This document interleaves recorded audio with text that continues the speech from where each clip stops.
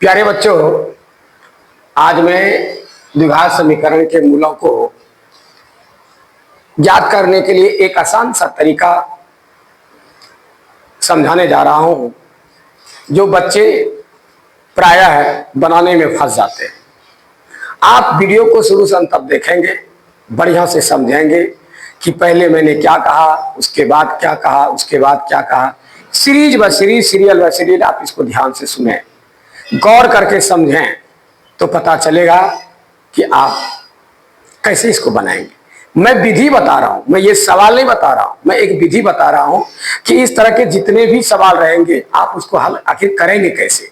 तो आइए सबसे पहले इसको हम बता रहे हैं कि द्विघात समीकरण को हल करने के लिए किन किन विधियों का सहारा लेना पड़ेगा।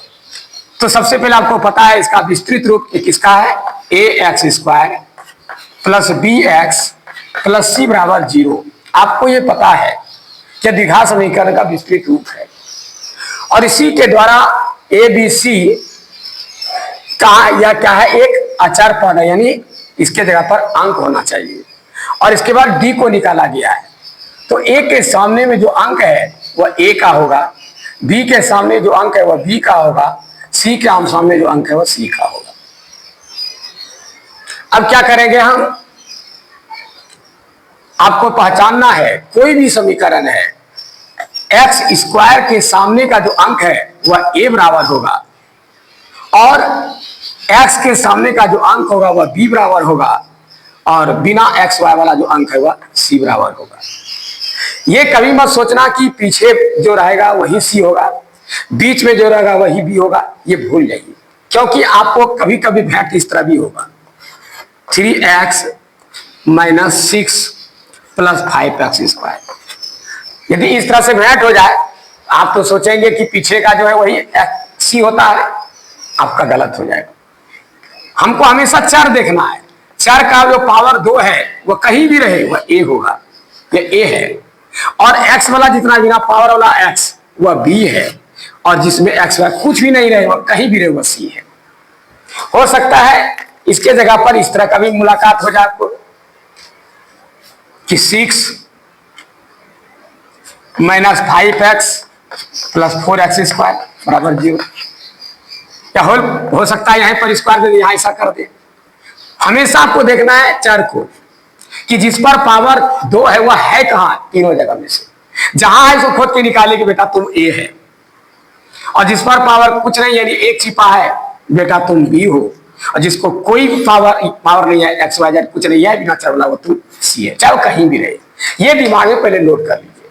जिसने इस चीज को समझ गया उसको पहले पता चल गया कि a कहाँ है, b कहाँ है, c कहाँ है। अब हम करेंगे d निकालेंगे। d बराबर सूत्र होता है b² - 4ac। अब मुझे पता है तुम कहीं भी छिपे रहोगे मैं निकाल लूंगा, क्योंकि मुझे पता है कि तुम हो कहां। तो चलिए अब क्या करूंगा, b के जगह पर जो है b का जो मान है वो बैठा दूंगा। सूत्र का 4 है, इसको बैठा दीजिए। a के जगह पर 3 है, c के जगह पर 6 है, चिन्ह भी साथ ही साथ लिखाएगा प्लस को छोड़कर, क्योंकि सब में प्लस है इसलिए मैंने क्या हुआ नहीं लिखा। 5 × 25 = 25, 4 × 12 = 72। अब देखिए इसमें क्या है, घटाने के बाद क्या होता है, एक प्लस एक माइनस से घटा कर आता है। 72 में 25 का कितना हुआ, 7 × 5 = 12, और यहां बचा 5, 5 में 2 गया 3, अधिक अंक माइनस का चिन्ह है, माइनस हो गया। अब इसका नियम है, हमारे विद्वानों का कहना है कि यदि d का मान 0 निकल जाए तो इसकी प्रकृति पहले जानना होगा, इसका लक्षण। इसे 3 तरह के सवाल आते हैं। एक होता है d का मान जब हल करेंगे तो इसका हल होकर के 0 निकल जाएगा। तो जब d का मान 0 होगा तो इसका मूल क्या लिखना होगा, वास्तविक एवं समान। और d का मान यदि 0 से बड़ा हो जाए यानी प्लस में हो जाए, जैसे माइनस में है यहाँ 37 निकल गया, मान लिया d का मान 37 निकल गया, तो ये d 0 से क्या हुआ, बड़ा हो गया। जब d का मान 0 से बड़ा हो तो मूल क्या होगा, वास्तविक एवं असमान होगा, मतलब अलग अलग, दोनों का मान अलग अलग होगा। इसका सूत्र हो जाएगा समान का -b/2a। बस एक ही सूत्र पर बैठा देंगे अल्फा बीटा दोनों का मान निकल जाएगा। कब? जब डी का मान 0 निकले तब। और जब डी का मान 0 से बड़ा यानी प्लस में निकल जाए तो अल्फा बराबर क्या होगा? Minus B plus root D बटे 2a। और बीटा का मान होगा minus B minus root D बटे 2a। इस पर बैठा दीजिए, दो आंसर निकलेगा।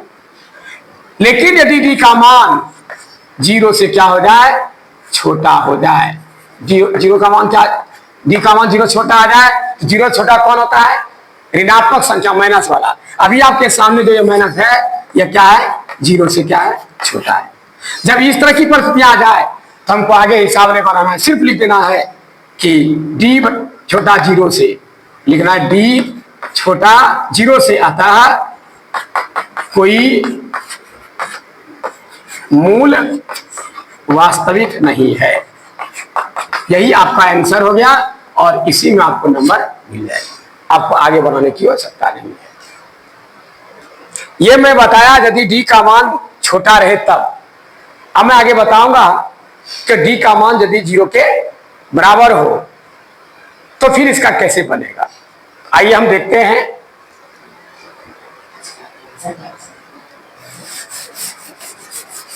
इसका आंसर क्या हुआ? इसका कोई मूल वास्तविक नहीं है। इसी में आपको नंबर मिल जाएगा।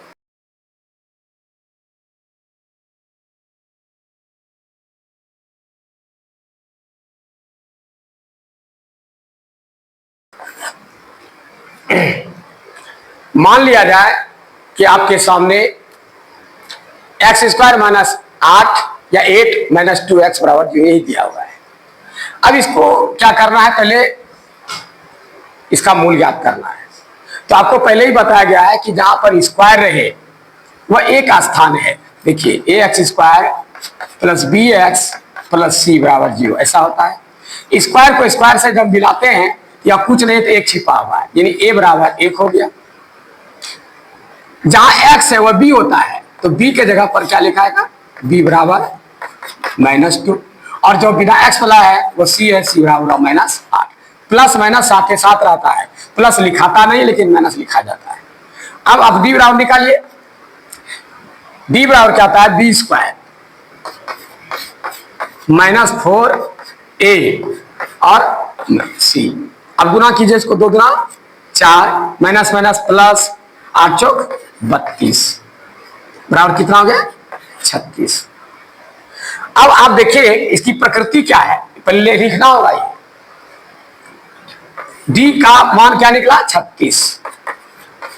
यानी ये 0 से क्या हो गया? बड़ा हो गया।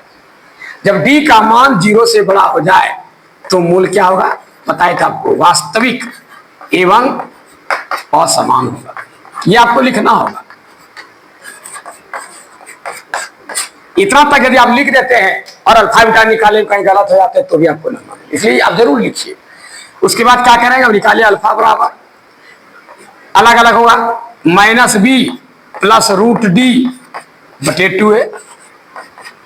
तो माइनस सूत्र का है, अब b के जगह पर -2 है, आप ब्रैकेट देकर लिखें, प्लस अंडर रूट 36 है बटे 2a। 2 गुना 1 की जगह पर कुछ नहीं है तो 1 होता है। माइनस ब्रैकेट के बाद माइनस रहे, भीतर का चिन्ह बदल जाता है, 2 हो गया। 36 का वर्गमूल 6 36 6 हो गया। 2 6 2 8 भागा 2 चौके 8 4 हो गया। बीटा का मान निकाला है -b माइनस रूट डी बटे 2। अब कोई जरूरी नहीं कितना मान बैठाना है, आप डायरेक्ट यहां चले आए और सिर्फ इसमें चिन्ह बदल दें, क्योंकि फिर बैठाएंगे आप सूत्र नहीं भी लिखेंगे तो भी काम चलेगा। सूत्र मत लिखिए आप, जो जान रहा है एग्जामिनर की जब इसको ये पता है तो वो भी पता है उसको, इसलिए आप डायरेक्ट क्या करें? बीटा बराबर यहां से ही चेंज कर दें। सिर्फ बराबर क्या? 1 + 1 कटौती क्रिया का -4 बटे 2 कटेगा, माइनस कैंसिल हो जाएगा। चेक कर लीजिए कहीं गलती तो नहीं है। ये अल्फा और बीटा का मान निकाल लिया, यानी हो गया अल्फा बराबर आपका क्या हो गया? 4 और बीटा और क्या हो गया? -2। आप समझ गए कि ये कहीं भी उल्टा पुल्टा रहेगा। स्क्वायर वाला a होता है, बिना स्क्वायर वाला एक्स मिल रहा है, पावर 1 वाला ये बी होता है, और बिना एक्स वाई वाला सी होता है। जब कहीं उल्टा पुल्टा रहता पर आपसे पता नहीं, सबको लिख लें, डी बराबर सूत्र पर बैठा दें, डी बराबर बी स्क्वायर माइनस 4ac, ये सूत्र लिख लें, बी डी बराबर बी स्क्वायर माइनस 4ac, ये सूत्र अवश्य लिखें। मैंने नहीं लिखा, लेकिन आप सूत्र को अवश्य लिखें। सूत्र लिख करके इसको बैठाइए, और जब डी का मान निकल जाए तो देखिए यहाँ डी का मान 0 से छोटा है कि बड़ा है कि क्या है, माइनस में है तो छोटा है, पहले बता चुका आपको। और डी का मान 0 से बड़ा है तो मूल वास्तविक असमान होगा, यानी अलग अलग होगा। अल्फा का मान minus B plus root D पर बैठा करके हल कर लीजिए। बीटा में क्या करना, सिर्फ माइनस होगा, तो आप एकदम डायरेक्ट यहाँ से उतार लें और चिन्ह को चेंज कर दें और हल करके निकाल लें। दोनों निकल गया। अब चलिए हम बताएंगे आपको दोनों का संबंध, कि दोनों का संबंध कैसे निकाला जाए। आपको पता है कि जब दो द्विघात के दो औलाद हैं, इसके और जिसको औलाद हुआ नहीं तो उसका संबंध खत्म, कोई संबंध नहीं था, इसके पहले वाले बताया मैं। लेकिन इसमें तो दो औलाद हो चुका है, इसलिए दो संबंध है इसके, एक प्लस में एक गुना में, दो संबंध है। यानी एक अल्फा प्लस बीटा और एक अल्फा इंटू बीटा। तो पहले मैं अल्फा प्लस बीटा का बता रहा हूं। अल्फा प्लस बीटा और आता है माइनस बी बटे ए। अब अल्फा का मान निकल चुका है 4 और बीटा का मान है -2। इधर बैठा दीजिए इसका मान, और इधर जो है यहां देखिए क्या है, बी के जगह पर -2 और ए के जगह पर क्या है, 1 है। हल कीजिए इसको, एक प्लस रहने पर चिन्ह बदलेगा,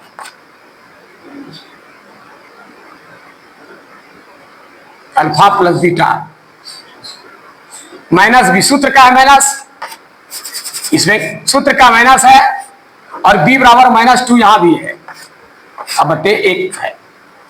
अब देखिए बाहर में माइनस, भीतर का चिन्ह बदल गया, 2 हो गया, और यहाँ क्या हुआ, प्लस रहने पर चिन्ह बदलता, लिखा गया ये धोखा, तो ये खत्म हो गया। अब 4 में घट गया 2 बराबर 2। देखिए दोनों का संबंध निकल गया कि आप अल्फा बीटा निकाल करके जोड़ें या डायरेक्ट निकालें। तो इससे क्या पता चलता है कि यदि आपको सवाल में पूछे कि अल्फा, ये सवाल दे दिया जाए और कहे कि अल्फा प्लस बीटा का मान क्या होगा, तो आप अल्फा बीटा निकालेंगे, तब फिर बैठाएंगे, जोड़ेंगे, आप बहुत लंबे समय फंस जाएंगे, फालतू का। इसलिए मेरे प्यारे भाइयों बहनों, मेरे छात्र छात्राओं, इस जगह एक दिमाग आप जरूर निकाल रखें कि ये आपको एक चीज की शिक्षा दे रहा है, ये सिद्ध करने जो सिखाया गया, ये चीज की शिक्षा दे रहा है कि बेटा यदि तुमको अल्फा प्लस बीटा का मान निकालने के लिए कहे, या इसको हिंदी में लिखेगा मूलों का योग ज्ञात करें, योगफल ज्ञात करें, तो यदि मूलों का योगफल ज्ञात करने के लिए कहे, तो अब सोचेगा कि मूलों का योगफल मतलब अल्फा और बीटा पहले निकालना होगा, तो पहले डी निकालेंगे, तब अल्फा बीटा निकालेंगे, तब जोड़ेंगे। आप उस ख्याल में है, लेकिन भूल जाइए मेरे प्यारे भाई बहनों, उन्होंने दिखला दिया कि बेटा अल्फा बीटा निकाल करके तुम करोगे या अल्फा प्लस बीटा सूत्र पर निकालोगे, तो दोनों का मान एक होता है। इसलिए भूल जाओ, ये लंबा चौड़ा करने के लिए सीधी बात है, इसको क्या करना है, सूत्र पर बैठा करके आपको निकाल लेना है। एक संबंध आपको बताया, दूसरा संबंध है अल्फा इंटू बीटा में, ठीक है। अल्फा इंटू बीटा बराबर होता है सी बटे ए। अल्फा का मान है 4 गुना बीटा का मान है -2, और सी का मान क्या है, ये देखिए सी का मान यहाँ -8 है। गुना कीजिए, प्लस माइनस -4 गुना 8 बराबर। इस जगह भी आपने सिद्ध करके देखा कि यदि मूलों का गुणनफल निकालने के लिए आपको कहा जाए, मूलों का गुणनफल ज्ञात करें, तो सीधा आपको क्या करना है, सी बटे ए पर बैठा देना है, यानी -8 आंसर हो जाए। कोई जरूर नहीं कि अल्फा निकालिए बीटा निकालिए तब दोनों को गुना कीजिए तब आंसर दिखाइए, भूल जाइए इसको। यदि आपको मूलों का गुणनफल निकालना है, सीधा सी बटे ए। इस सवाल दिया रहेगा, इसमें देखिए सी कौन होगा, बिना एक्स वाई वाला सी, एक्स वाई जेड कुछ भी नहीं है, सी हो गया, बिना पावर 2 वाला बी हो गया, और जिससे पावर 2 है ए हो गया। इसको निकाल के लिख लीजिए, और कोई डी कोई अल्फा बीटा निकालने की जरूरत नहीं है। मूलों का गुणनफल कहे सीधा इस पर सूत्र पर बैठा देना है, योगफल कहे -b बटे ए उस पर बैठा दीजिए। मेरे प्यारे भाइयों बहनों, यदि इस तरह का सवाल है तो आप इस तरह हल कर सकते हो। अब एक सवाल और है जहां d बराबर 0 होता है, एक को सिद्ध और करने के बाकी है, जिसको हम b बराबर 0 के रूप में दर्शा सकते हैं। चलिए अगला,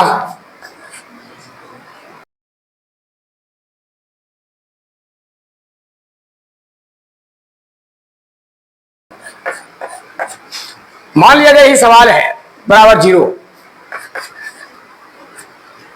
तो आपको सिखा दिया गया है ax square plus B X plus C बराबर 0 होता है।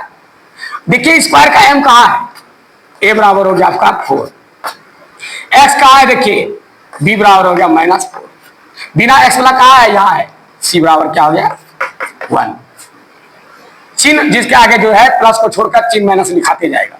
अब आप b बराबर निकालिए, b स्क्वायर -4, a के जगह पर 4, c के जगह पर 1, 4 चौक 16 घटाओ 4 चौक 16 बराबर क्या है 0।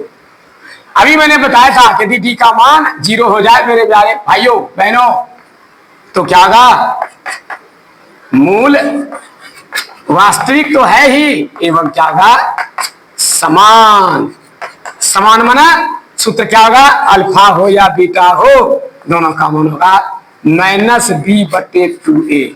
कहे सर ये कैसे हो गया, अरे भाई -b प्लस -√d/2a होता है। जब d का मान 0 होगा, 0 का कोई वर्गमूल नहीं होता, इसको हटा दीजिएगा तो ये भी हट जाएगा, तो ये कौन बचेगा।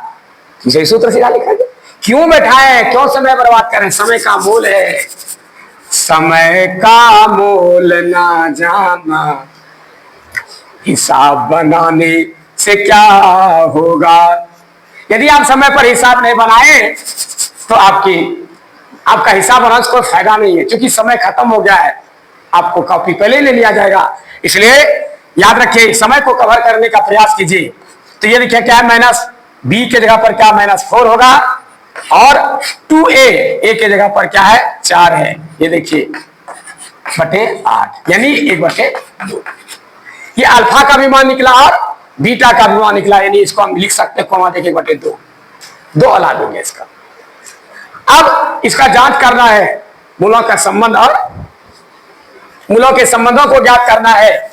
प्यारे भाई बहनों, इसको क्या करेंगे, अभी आपका निकला अल्फा और बीटा का मान 1/2।